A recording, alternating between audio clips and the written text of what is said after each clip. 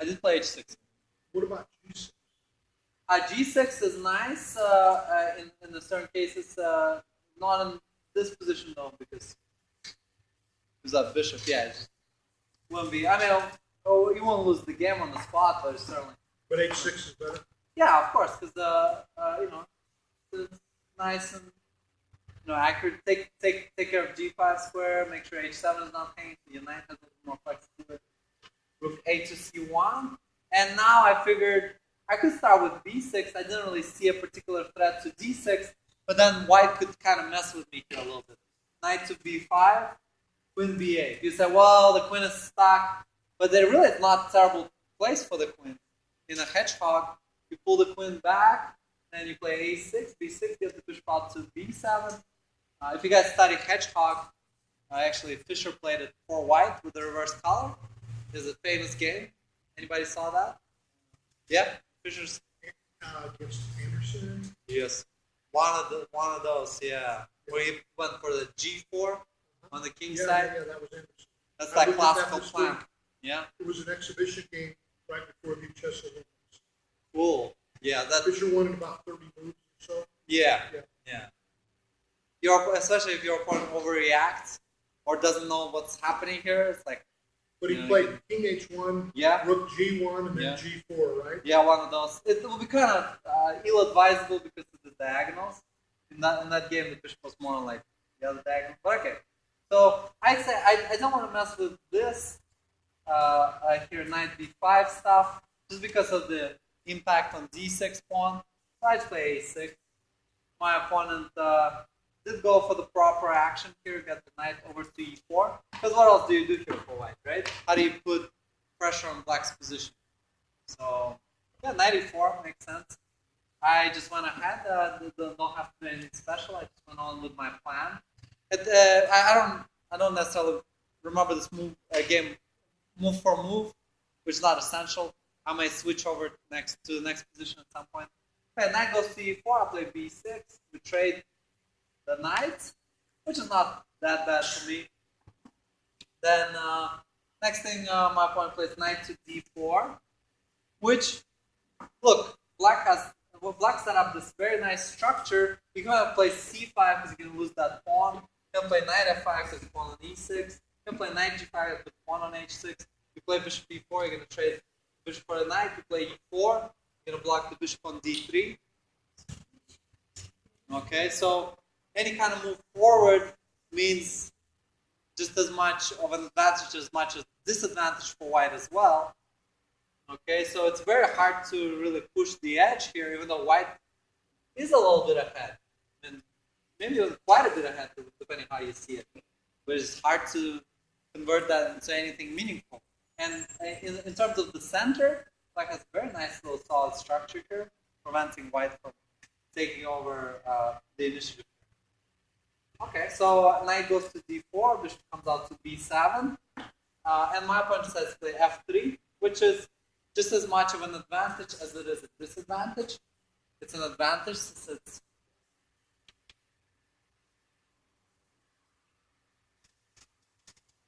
restricting black's light square bishop. It's a disadvantage. Why would that be the case? Good job, Tyler. So it creates a weakness here on e3, but potentially my opponent might want to play queen e2, queen f2. Okay, so we're going to go on to the next stage in this game. Okay, I get to place my rooks on proper positions. This is one decision that you want to have. Where do you put the rooks? Because you say, okay, I'm going to put this rook here. Okay. Not a terrible position for a rook. Just in terms of that rook, one of the rooks stands there, that's not too bad. What's the problem? Yeah. Blocks this rook, how useful is that rook there? Huh? Could be useful, but really not now, right? So you put this rook over on c8, but you're not going to have the rook on b8. And you could put this rook on e8, right? You could do it this way, you can put the rook on d8. So depending on what's your priority, so what you think your opponent might have in mind, that's another thing. And also, wherever you put the rooks, then the queen may go to b8, because it has nothing to do really here on C file at this point. Put the rook on C8, then you play D5, and all of a sudden the well, possibly, right? So now we get to the point of the essential strategy of Hedgehog, and that's some kind of a breakthrough you're planning, right? So breakthrough is depending on the exact position. Let's say we have some kind of situation like such, you know, might consider like E5 here, right? That could be an interesting break. We have some kind of When black plays the hedgehog, does it come from other openings other than the Mimzoidi and the so many different Sicilian, right? What other openings? King's Indian or Queen's Indian? Queen's Indian, Nimto, Italian, oh sure, no, sorry, English, right? Nimto, or just said that, yeah. I mean, different openings that could transform. They're going to be maybe a little bit different structures. You still set up a hedgehog. You could also play it for white. You set up a hedgehog for white. There's some form of it. Okay, so now also I just wanted to show you this funky formation. That's kind of the one that play bishop forward to d8 and c7. Then you have this kind of structure. That's kind of what happened in the Fischer game. Now, which breakthrough do you go for? Raise your hand. What do you mean? If you, breakthrough? like, what is black looking for? What kind of breakthrough? We're talking about e5, d5, b5. Some that would put the effect. Okay, you guys, one of you guys, come on, Nathan. I know you know the answer. Which one? e5. Look, blocks your whole game. It's kind of like in Dragon. You have the bishop on g7. You play e5. It just shuts down the bishop, weakens the pawn. No, it's how do you open up? Right here, you get a chance to redeem yourself. 5. He just says 5. What? Silent. d5. Okay. Solid d5. Is that what you said, Nathan? Yeah, d5. Okay. Now let's give Nathan half a point there, Brad. Give him half a point. Tyler gets a point. Nathan gets half a point. Okay. D5, right?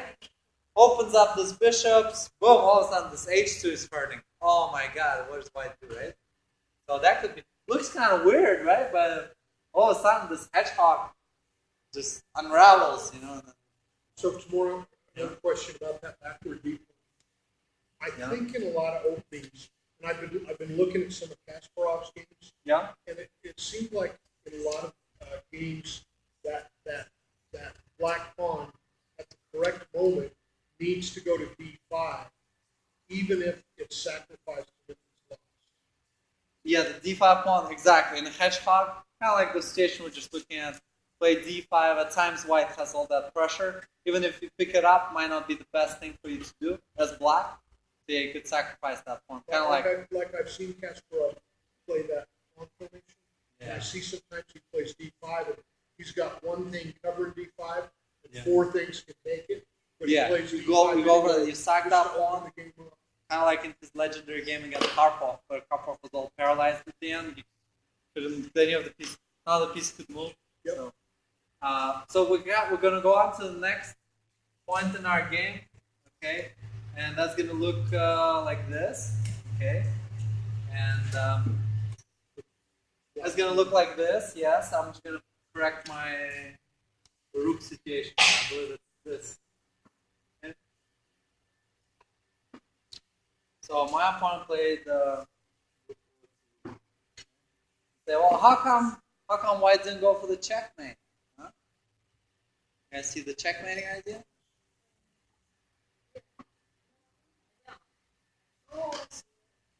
Oh yeah. Take the knight. This guy takes the knight, right? Bishop takes knight, bishop takes. H7, king f8. Oh, that's not Queen h8, king to e7, right? Because the bishop moved from the king creates a little space. How safe is the king? Safe. Pretty safe, safe right? enough. Queen's out of play. Yeah. The bishop on f6 holds g7. Yeah. So we had the situation, and this was quick chess. Okay, it's a pretty quick game. Okay?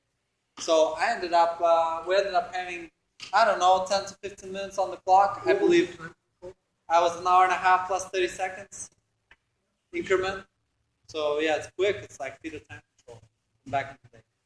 So I mean, that's like to us, that's slow. What's slow to you? Slow? 90 with 30? oh, like yeah, 2,000 plus an hour, or two hours plus another hour. Jesus Christ! Come on. Hurry up! You know, this is the age of technology, right? Everything is getting quicker. Right? Alright. So bishop. So here we had this position. I played my last move was we had this situation. Bishop from c6 went to a4, hitting the knight to make a pin out there on the rook, and understandably so. We had played rook to e1. I was looking at this, and I was like, I don't know how. I was thinking about how different ways to take advantage of the situation. Maybe go for d5. Don't quite work here, right? I don't know. I mean, I could still cover, but I just didn't feel like going for any of this particular breakthroughs. It just wasn't. I guess that's the